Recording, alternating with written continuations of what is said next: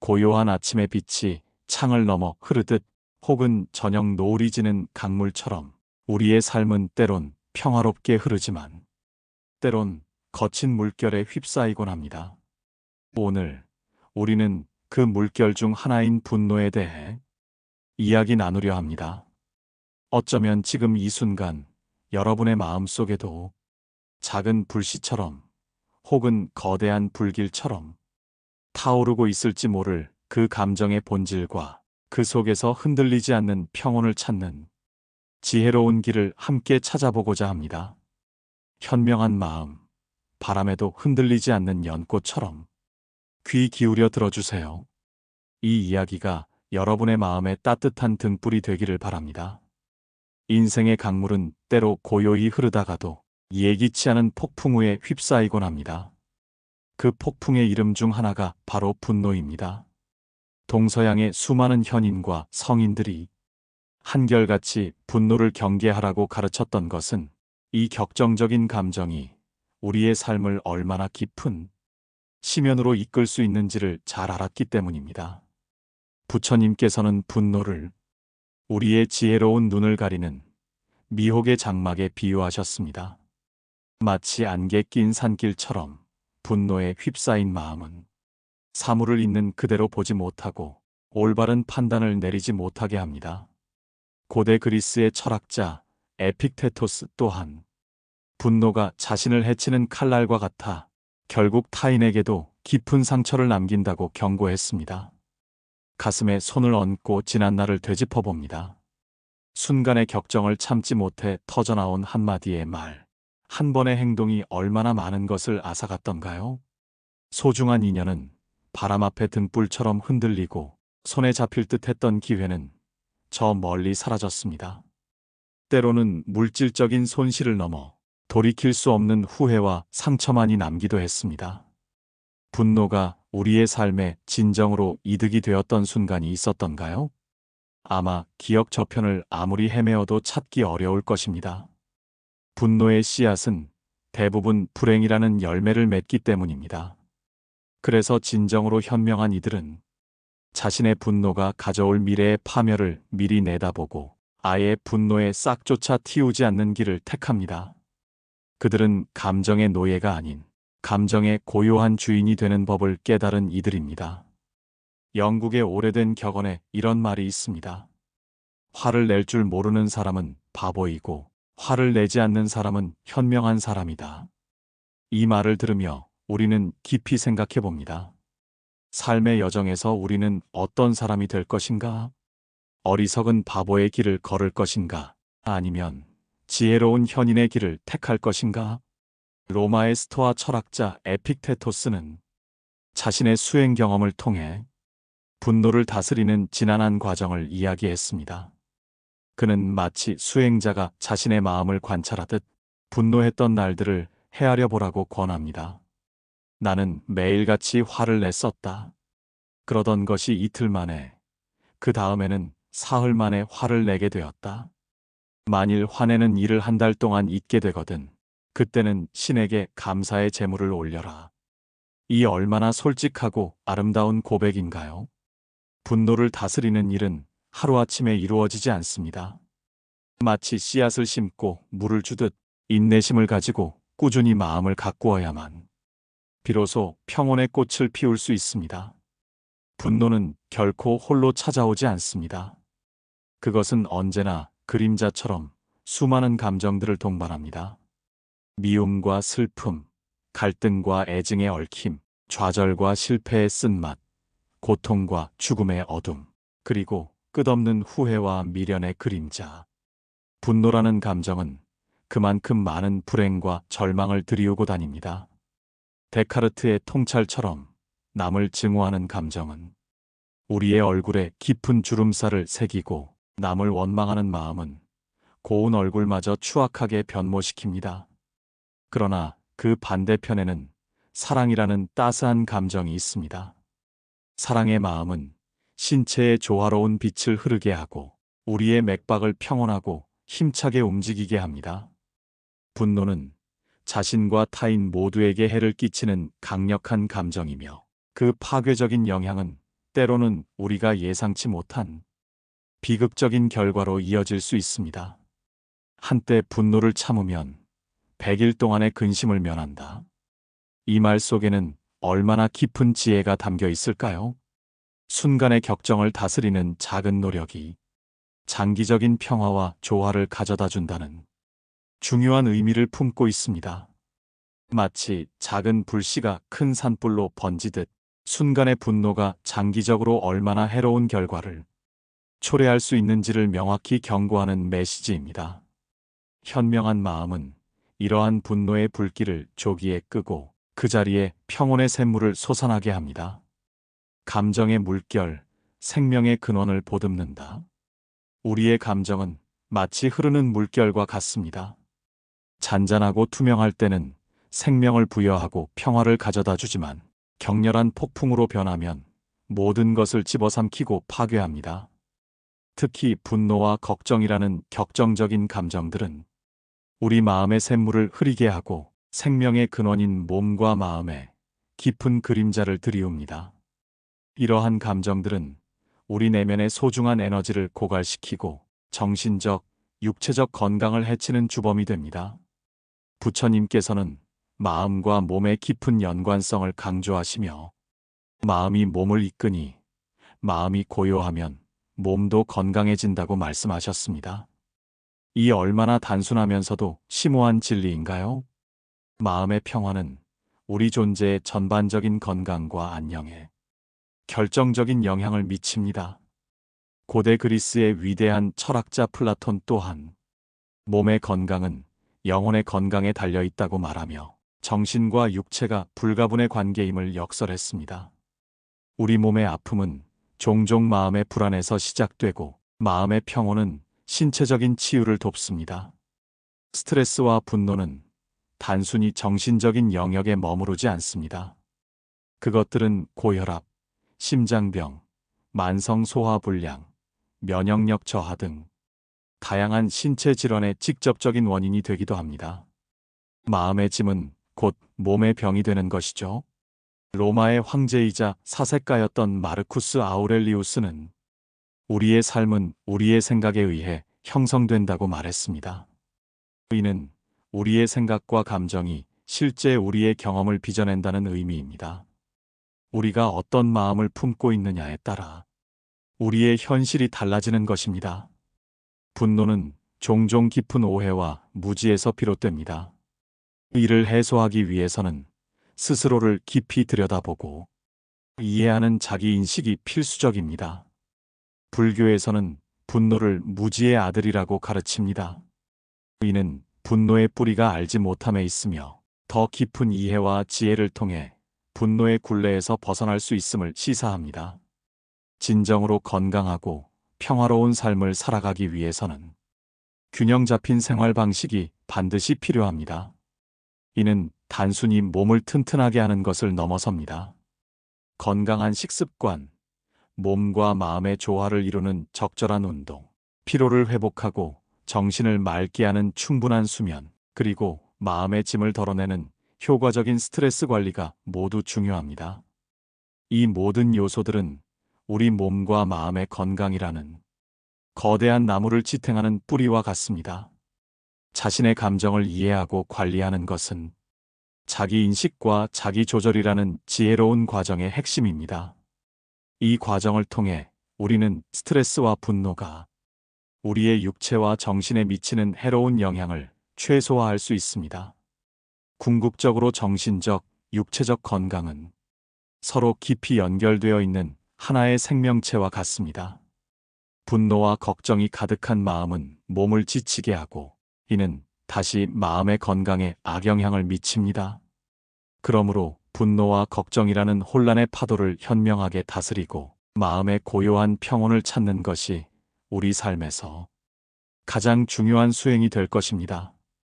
이 평온 속에서 우리는 비로소 더 건강하고 더 평화롭고 더 충만한 삶을 살아갈 수 있습니다.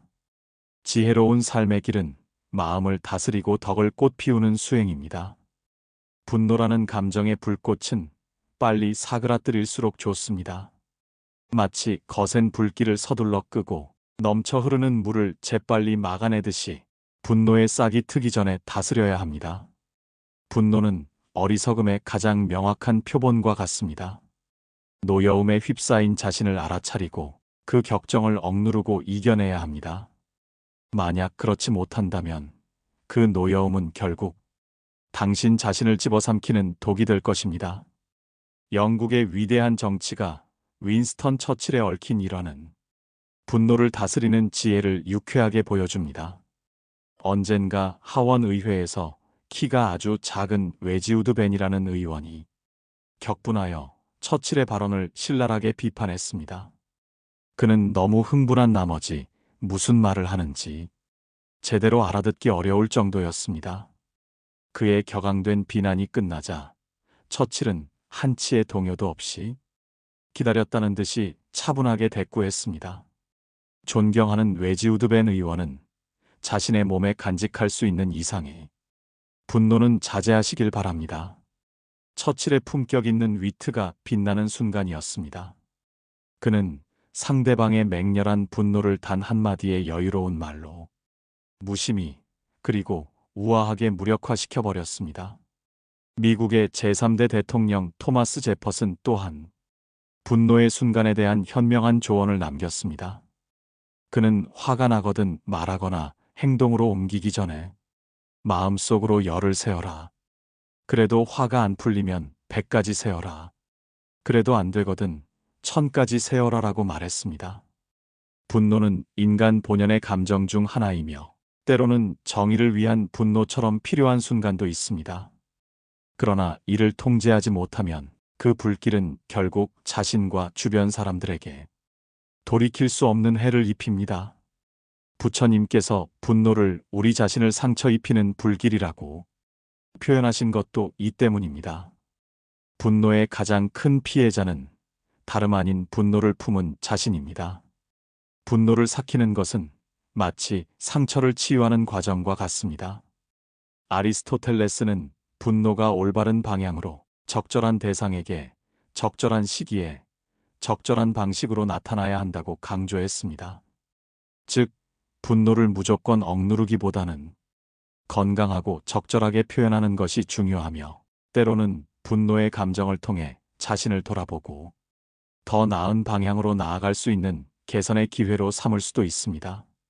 미국의 신학자이자 작가인 라이놀드 니버는 분노를 어리석은 자의 마지막 피난처라고 일컬었습니다. 이는 분노가 문제 해결에 아무런 도움이 되지 않으며 오히려 더 큰 문제를 야기할 수 있음을 강력히 시사합니다. 분노를 해소하는 지혜로운 방법 중 하나는 명상과 같은 정신적 수행입니다. 마음을 고요하게 함으로써 격정적인 분노의 파도를 잠재우고 내면의 평온을 되찾을 수 있습니다. 불교에서는 분노를 자비로운 마음으로 대처할 때 진정으로 해소된다고 가르칩니다. 연민과 자비심은 분노의 불꽃을 식히는 시원한 샘물과 같습니다. 또한 대화와 의사소통은 분노 해소에 있어 매우 중요한 역할을 합니다. 상대방의 입장을 이해하려는 노력과 자신의 감정을 건강하게 표현하는 용기는 분노의 앙금을 줄이고 관계의 균열을 메울 수 있습니다. 토마스 제퍼슨이 조언했듯이 분노가 치솟을 때는 잠시 10걸음 물러서서 생각할 시간을 갖는 것이 중요합니다. 이 짧은 멈춤이 현명한 결정을 내리는데 큰 도움이 될 것입니다. 분노를 잘 관리하는 것은 건강하고 조화로운 인간관계를 유지하는 핵심이며 개인적인 성장과 발전에도 긍정적으로 기여합니다. 결국 분노를 적절히 관리하고 해소하는 것은 자신과 주변 사람들의 행복에 크게 이바지합니다. 분노는 우리 삶의 한 부분이자 감정의 자연스러운 한 조각이지만 이를 효과적으로 관리하고 적절히 표현하는 방법을 배움으로써 우리는 보다 평화롭고 조화로운 삶의 여정을 걸을 수 있습니다. 분노를 지혜롭게 다루는 것은 자신의 마음과 영혼을 건강하게 가꾸는 길이며 주변 사람들과의 관계에도 사랑과 평온이라는 아름다운 변화를 가져올 것입니다. 덕성의 꽃을 피우고 어진 이의 발자취를 따르라. 덕성을 키우는 것은 인간으로서 우리에게 주어진 가장 고귀한 의무입니다.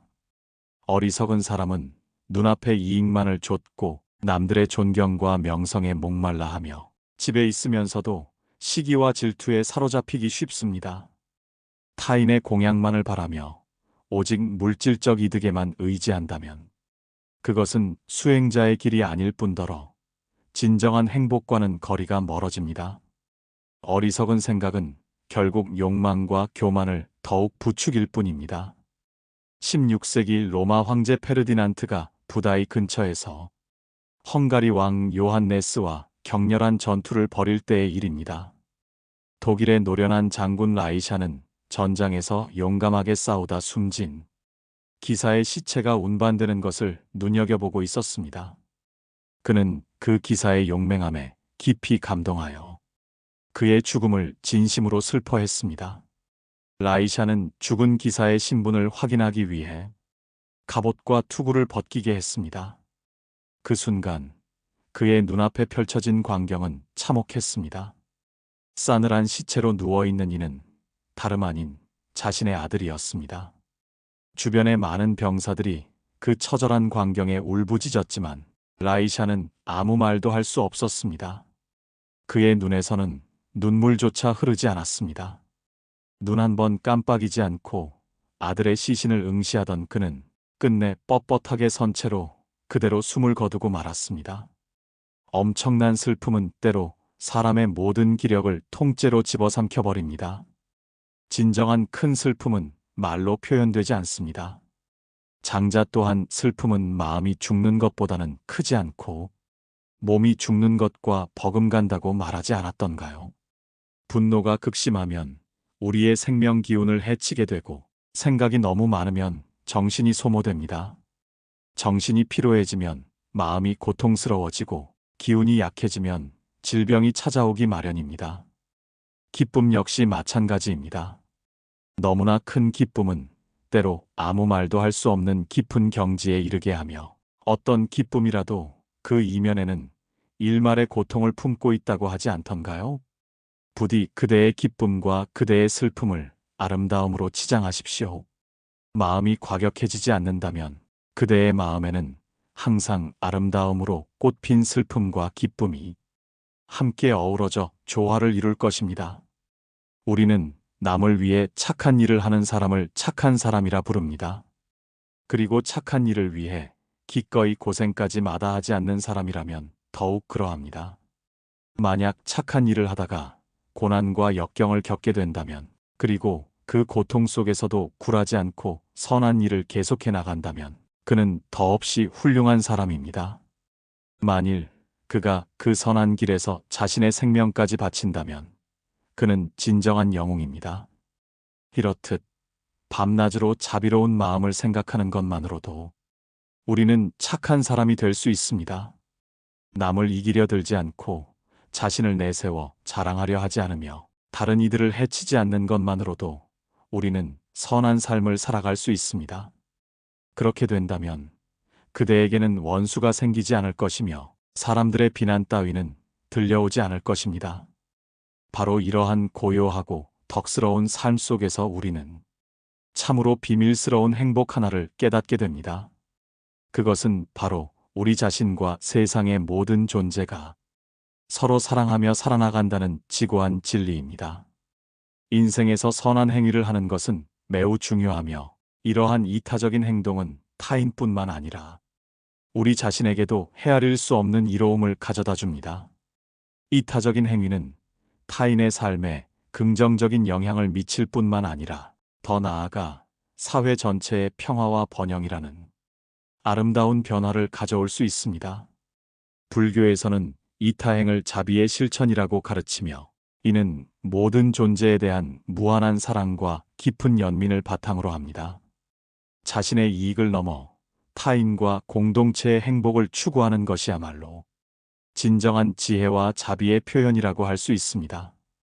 플라톤 또한 참된 선은 이타적 행위에서 나온다고 말하며 선한 행위가 개인의 삶을 의미 있게 하고 사회 전체에 이바지함을 강조했습니다. 프랑스의 데무노 빅토르 위고는 인간의 가장 위대한 덕은 이타심이다라고 썼습니다. 이타심은 자신의 필요와 욕구를 넘어서 타인의 필요를 우선시하는 숭고한 마음이며, 이를 통해 우리는 진정한 행복과 깊은 만족감을 경험할 수 있습니다. 물론, 이타적인 행위는 때로 고통과 희생을 동반하기도 합니다. 착한 일을 하다가 고생을 하게 된다면 더욱더 그러할 것입니다. 이러한 희생은 개인의 헌신과 사랑의 표현이며, 결국 자신과 타인에게 더 큰 선과 이익을 가져다 줍니다. 착한 일을 위해 겪는 고통과 희생은 궁극적으로 보다 큰 선을 이루는데 필수적인 과정일 수 있습니다. 선한 일을 계속해 나가기 위해 이전보다 더 심한 고통을 겪는 사람이야말로 더없이 착한 사람이며, 만일 그가 그 때문에 죽는다면 그는 진정한 영웅으로 기억될 것입니다. 삶의 나침반, 어진 이의 등불을 따르라. 선과 악의 깊은 숲을 관찰하면 우리는 무엇을 피해야 할지, 무엇을 실천해야 할지 명확히 깨달을 수 있습니다. 두려워하는 마음으로 악을 범하지 않는다면 마침내 마음에는 근심이 사라지고 평온만이 가득할 것입니다. 이 세상에는 복 있는 이, 즉 어진 사람들이 존재합니다. 그들을 마음에 새기고 그들의 고귀한 행실을 따른다면 우리 또한 바라는 바를 훌륭히 이루어 복록이 더욱 두터워질 것입니다. 선과 악의 경계는 때로 모호하게 느껴질 때가 있습니다. 스피노자의 말처럼 하나의 존재가 동시에 선도 되고 악도 되며, 혹은 그 어느 쪽도 아닐 수 있기 때문입니다. 선량한 과거를 가졌지만 악행을 저지르는 이도 있고, 도덕적으로 보잘것없는 과거를 지녔지만 선한 길을 걷는 이도 있습니다. 이러한 복잡한 세상 속에서 어진 사람이 존재한다는 사실은 우리에게 얼마나 반가운 등불이 되는가요? 그들을 생각하고 그들의 행함을 따른다면 누구라도 자신의 삶의 방향을 다시금 올바르게 잡을 수 있습니다. 그것이 바로 계율이자 수행이며 진정한 법입니다. 이보다 더 소중하고 어진 가르침을 어디에서 찾을 수 있겠습니까? 로마의 위대한 웅변가 키케로는 지혜란 구해야 할 것과 피해야 할 것에 대한 지식이다라고 말했습니다. 어진 사람을 찾아 그들의 길을 따르는 것은 우리의 인생에서 가장 중요한 여정 중 하나입니다. 어진 사람을 본받아 살아가는 이 주제는 우리에게 삶의 확실한 길잡이를 제시하며 스스로의 삶을 더욱 의미 있고 성숙하게 만드는 방법을 가르쳐 줍니다. 이러한 과정은 우리를 보다 나은 인간으로 이끌어주고 우리 삶의 깊이와 풍요로움을 더해줄 것입니다. 불교에서는 선한 벗을 가까이 하고 그들의 좋은 행실을 따르는 것이야말로 마음의 평화와 깨달음을 얻는 길이라고 가르칩니다. 선한 벗, 즉 어진 사람과의 교류는 우리의 정신적 성장에 필수적입니다. 그들의 행동과 사고방식을 본받음으로써 우리는 스스로를 더욱 발전시킬 수 있습니다. 아리스토텔레스는 어진 사람이 덕을 실천함으로써 행복을 찾는다고 말했습니다. 이는 우리가 어진 사람을 본받아 덕을 실천하고 그 결과로 진정한 행복을 찾을 수 있음을 의미합니다. 더 깊이 있고 풍요로운 삶을 살기 위해서는 어진 사람의 행동과 가치를 배우고 그것을 우리 자신의 삶에 적용하려는 노력이 필요합니다. 미국의 초월주의 시인이자 철학자인 랄프 waldo 에머슨은 진정한 친구는 당신의 삶을 더욱 밝게 만드는 거울과 같다고 썼습니다. 어진 사람을 진정한 친구로 삼고 그들과 깊이 교류함으로써 우리는 자신의 삶을 더욱 밝고 긍정적으로 만들 수 있습니다. 이러한 관계는 우리가 더 나은 자신으로 성장하도록 돕고 삶에 대한 깊은 통찰과 지혜를 제공합니다. 어진 사람과의 교류는 단순히 그들을 모방하는 것을 넘어섭니다. 그것은 그들의 덕성과 지혜를 깊이 이해하고 스스로의 삶 속에 그 가치들을 통합하는 과정입니다. 어진 사람의 길을 따르는 것은 결국 스스로의 내면 깊은 곳에서 진정한 자아를 발견하는 여정이라고 할 수 있습니다. 이 아름다운 여정은 자기 자신뿐만 아니라 타인과의 관계에서도 긍정적인 변화와 조화를 가져올 것입니다. 어진 사람을 찾고 그들을 본받아 살아가는 과정은 동시에 자신만의 독특한 삶의 길을 찾는 것과도 연결됩니다. 어진 사람의 가르침을 통해 우리 자신만의 삶의 의미를 찾고 그 가르침을 내면화하며 스스로의 삶을 보다 풍요롭고 의미 있는 방향으로 이끌어갈 수 있습니다. 결론적으로 어진 사람을 찾아 그들을 본받아 살아가는 것은 우리의 삶을 더욱 깊고 의미 있는 방향으로 인도하는 중요한 과정입니다. 이 과정은 우리의 개인적인 성장과 발전을 촉진하며 타인과의 관계를 더욱 풍요롭게 만들어줍니다. 어진 사람의 고귀한 가르침을 통해 우리는 삶의 여정에서 진정한 가치와 의미를 발견하며 이를 통해 우리의 삶은 비로소 완전하고 풍부해질 것입니다. 마치 맑은 샘물이 되어 목마른 이들에게 시원함을 주듯 어진 이의 삶은 우리의 길을 밝혀주는 영원한 등불이 됩니다. 부처님의 지고한 가르침, 평화로 가는 길. 이 모든 지혜의 근원은 결국 부처님의 지고한 가르침으로 다시 돌아옵니다. 생명의 모든 현상은 끊임없이 변화하는 무상이며 그 어떤 것도 영원히 붙들 수 없기에 고의 본질을 지닙니다. 또한 나라고 집착하는 모든 것은 고정된 실체가 없는 무아임을 깨달을 때 우리는 번뇌의 사슬에서 벗어날 수 있습니다. 분노 또한 무상한 감정의 파도임을 이해하고 무아의 지혜로 나의 분노라는 집착에서 벗어날 때 비로소 진정한 평온이 찾아옵니다. 부처님께서는 수행자들에게 5가지 계율, 즉 5계를 통해 올바른 삶의 기틀을 마련하셨습니다. 살생하지 않고 도둑질하지 않으며 음행하지 않고 거짓말하지 않으며 술과 약물에 취하지 않는 계율은 단순한 금지가 아닙니다. 이는 자신의 마음을 다스려 탐욕과 성냄, 어리석음을 멀리하고 자비심을 기르는 적극적인 실천입니다.